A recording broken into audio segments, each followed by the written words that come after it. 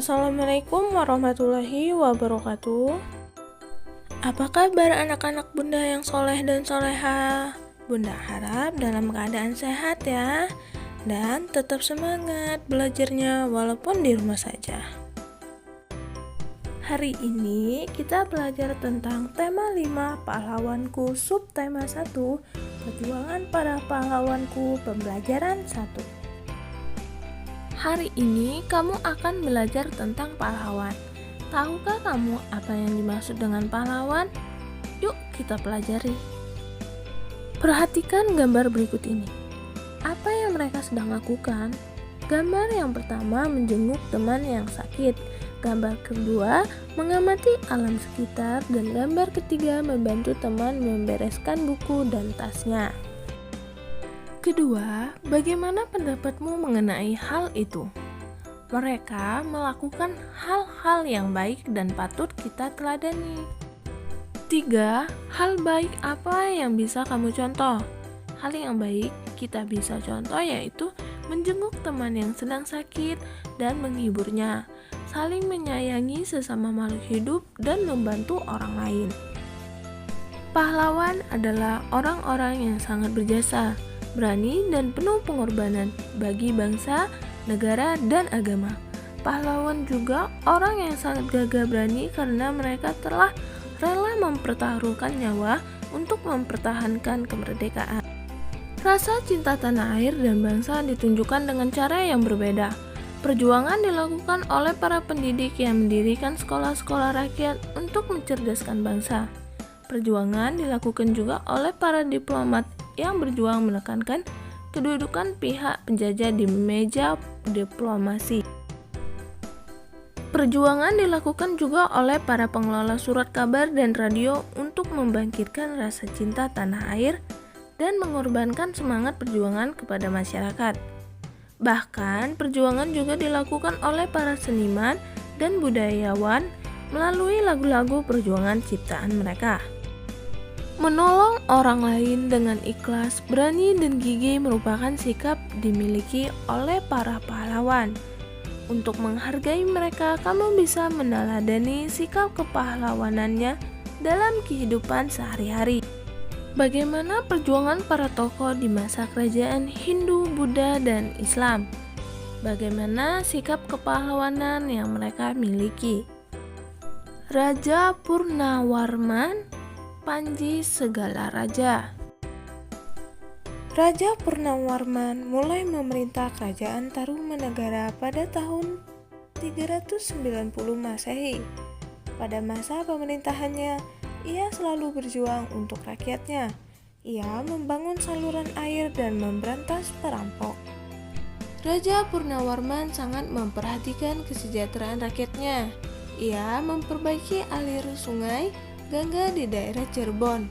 2 tahun kemudian, ia juga memperbaiki dan memperindah alur sungai Cupu sehingga air bisa mengalir ke seluruh kerajaan. Para petani senang karena ladang mereka mendapat air dari aliran sungai, sehingga menjadi subur. Ladang para petani tidak kekeringan pada musim kemarau. Raja Purnawarman juga berani memimpin angkatan laut kerajaan Tarumanagara untuk memerangi bajak laut yang merajalela di perairan barat dan utara kerajaan.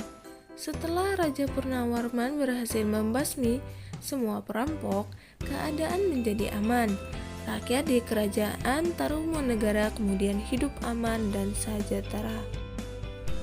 Sebagai wujud kecintaan rakyat kerajaan Tarumanagara kepada Raja Purnawarman, telapak kakinya diabadikan dalam bentuk prasasti yang dikenal sebagai Prasasti Ciaruten. Setelah membaca cerita tadi, perjuangan yang dilakukan oleh Raja Purnawarman adalah Perjuangan yang dilakukan oleh Raja Purnawarman adalah dia membuat saluran air yang dihubungkan dari Sungai Citarum, Jawa Barat. B. Beliau selalu berjuang untuk rakyatnya. Dan C. Raja Purnawarman juga berani memimpin angkatan laut kerajaan Tarumanagara untuk memerangi bajak laut.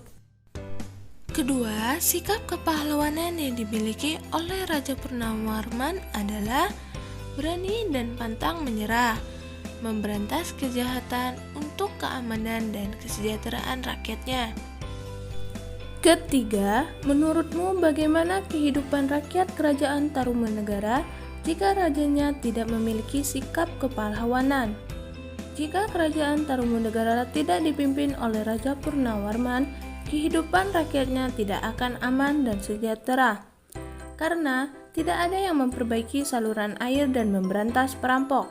Tetapi mungkin saja akan ada tokoh lain yang melakukan hal tersebut. Berikut adalah beberapa tokoh dan peninggalan kerajaan pada masa kerajaan Hindu, Buddha, dan Islam.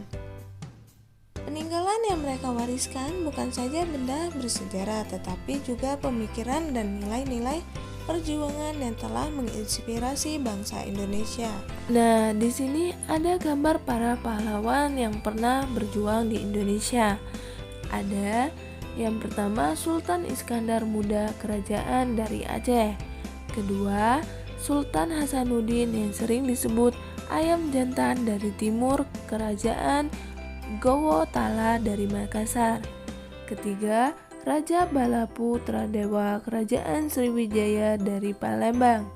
Keempat, Mahapati Gajah Mada dan Raja Hayam Huruk, kerajaan dari Majapahit. Dan ada peninggalan prestasi Ciruten, peninggalan kerajaan Tarumanegara Bogor yang rajanya Purnawarman.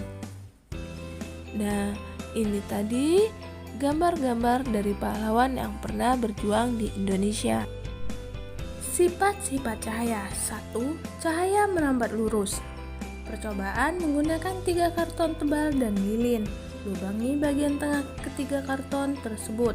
Letakkan karton-karton dengan posisi 3 lubang tersebut sejajar dengan cahaya lilin tepat di belakang lubang.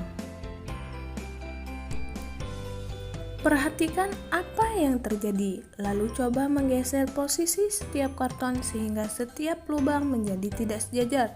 Perhatikan perbedaannya. Dapat disimpulkan, cahaya itu merambat lurus karena kita bisa melihat cahaya-cahaya lilin dari lubang-lubang karton yang diluruskan. 2. Cahaya menembus benda bening. Percobaan menggunakan cahaya matahari atau cahaya senter, gelas atau benda-benda transparan atau bening, benda-benda berwarna gelap dan benda-benda bening tapi berwarna. Letakkan peralatan seperti pada gambar. Arahkan cahaya ke tembok berwarna putih. Perhatikan apa yang terjadi. Untuk benda yang bening akan tembus, tetapi jika benda gelap, cahaya tidak akan tembus. Ini membuktikan cahaya menembus benda bening. Ketiga, cahaya dapat dipantulkan. Percobaan menggunakan 2 cermin datar dan senter. Coba pantulkan cahaya senter menggunakan cermin. Coba berbagai posisi cermin yang berbeda dan gunakan lebih banyak cermin. Amatilah apa yang terjadi pada cahaya pantul. Dapat disimpulkan bahwa cahaya bisa dipantulkan. 4. Cahaya dapat dibiaskan. Percobaan menggunakan pensil setengah bagian panjangnya berada di dalam gelas berisi air. Amati pensil dari sisi samping luar gelas. Bagaimanakah penampakan dan besar pensil dibanding aslinya?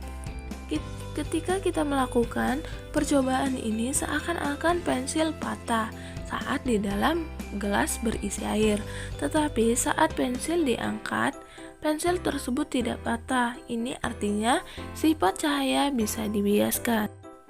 Kesimpulan, berdasarkan hasil pengamatan dari percobaan yang telah dilakukan, dapat disimpulkan bahwa cahaya memiliki sifat dapat merambat lurus, dapat menembus benda bening, dapat dipantulkan, dan dapat dibiaskan.